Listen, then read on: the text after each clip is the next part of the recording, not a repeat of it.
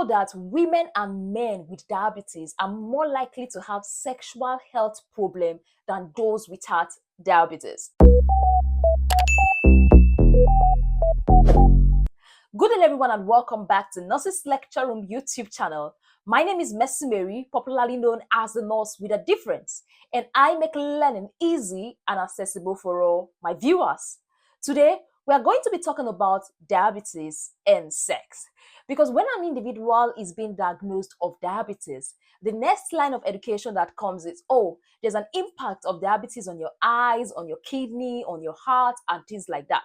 But we fail to educate the people on the impact of diabetes on their sexual life.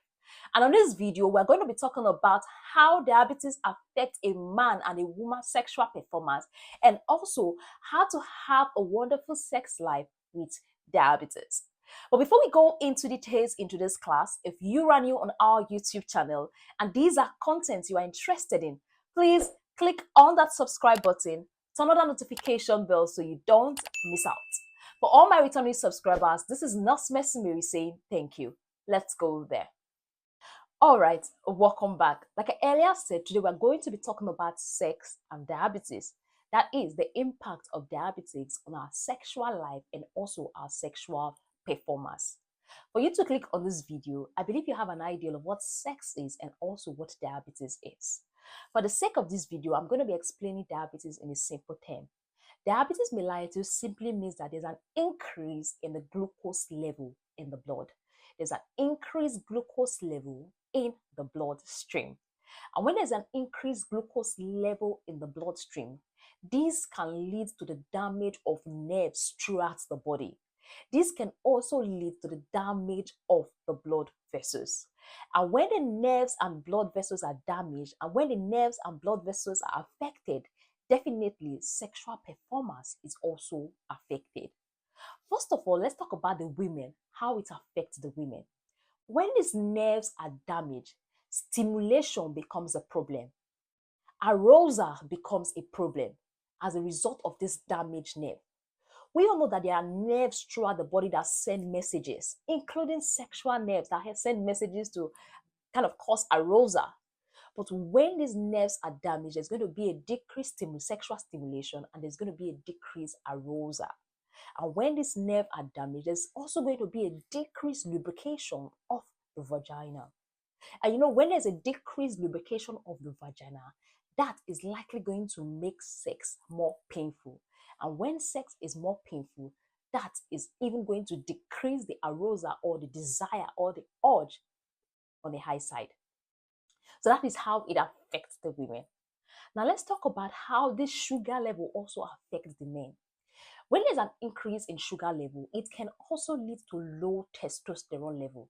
Yes, and we all know that testosterone is a hormone that is important for sex.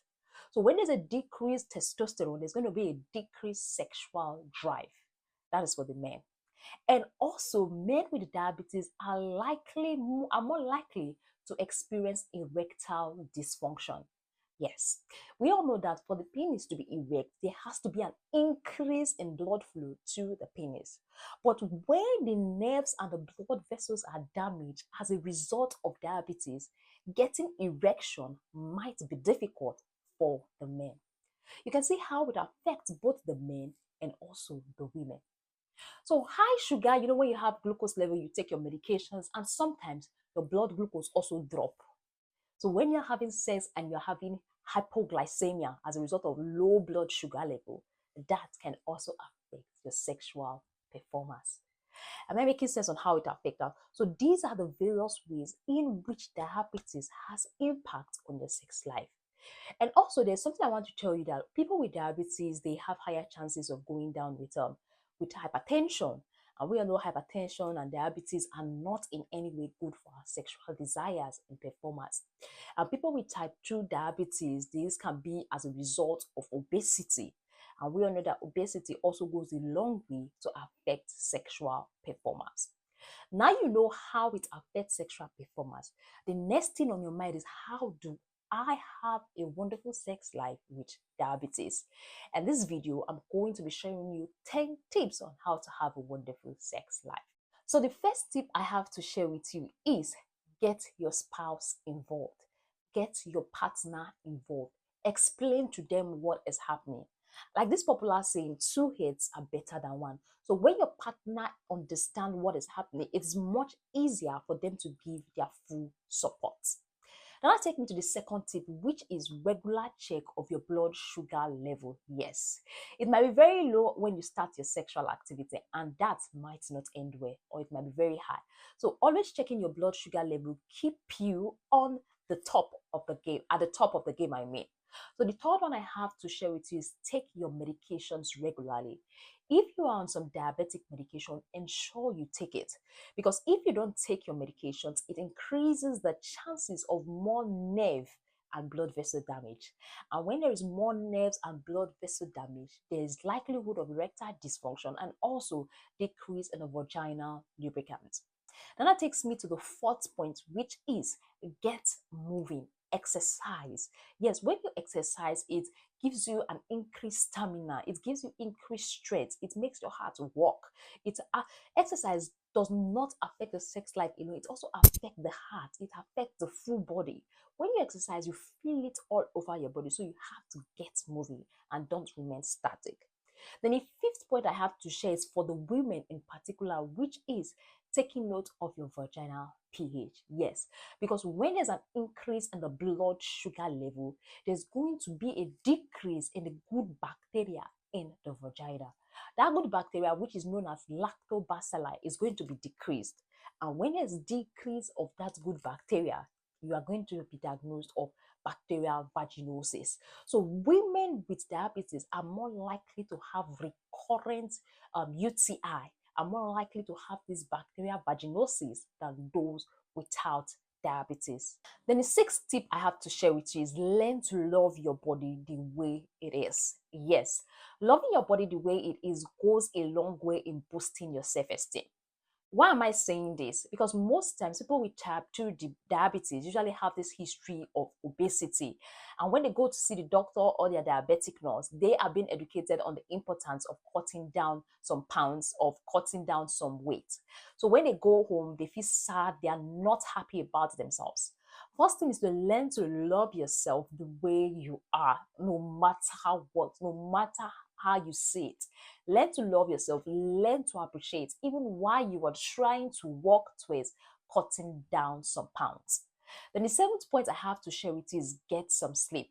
Get enough sleep. Yes, research has shown that when you sleep, you reduce your chances of high sugar level, but when you don't, you increase your chances of high sugar level. So try as much as possible to get enough sleep. Then the eighth point I want to share with you is the use of aphrodisiac. Is it aphrodisiac? You know what I mean? All those sexual enhancement food, they go a long way to help you. Though some people say it's a myth, but food that are rich in zinc in particular, they help to increase sexual performance. I've seen people coming online to say how tiger nuts, dates, and beetroot actually help to improve sexual performance. Aside sexual performance, these things I just listed are also good for your health. So you can also give it a try and see if it works when it comes to improving your sexual performance. Then the ninth point I have to share with you is if you don't feel it, if you don't want to, if the urge is not there, don't have sex.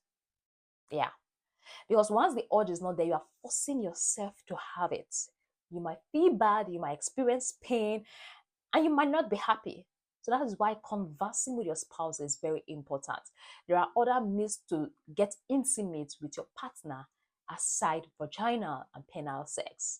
Outside sex in general, you can also get intimate with your spouse. Okay, then that takes me to the last point, which is be consistent with the 9 points I just listed. Okay, it's not all about you starting it and just giving up, it's you being consistent, especially checking your sugar level and taking your medications. So this is what I have to share with you today about diabetes and sexual performance. So thank you very much for staying tuned. Thank you very much for watching this video. Don't forget to like, don't forget to subscribe, and also don't forget to share with a friend if you got value. For all my returning subscribers, this is Nurse Messi Mary saying thank you. Bye and see you in our next video.